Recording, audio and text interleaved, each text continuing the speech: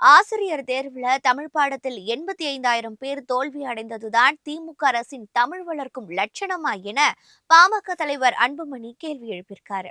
இது குறித்து அவர் வெளியிட்டுள்ள அறிக்கையில், தமிழ்நாட்டில் அரசு பள்ளிக்கு 1996 முதுநிலை பட்டதாரி ஆசிரியர்களை தேர்ந்தெடுப்பதற்காக நடத்தப்பட்ட போட்டித் தேர்வுகள்ல கட்டாய தமிழ் பாடத்தில் 85,000க்கும் மேற்பட்டோர் தோல்வி அடைஞ்சிருப்பது அதிர்ச்சி அளிக்கிறதுனும், தமிழ்நாட்டில் தாய்மொழியான தமிழை கற்க தேவையாற்ற கல்வி முறையை தமிழக ஆட்சியாளர்கள் உருவாக்கியதன் விளைவுதான் இதற்கு காரணம்னு அவர் கண்டனம் தெரிவிச்சிருக்காரு.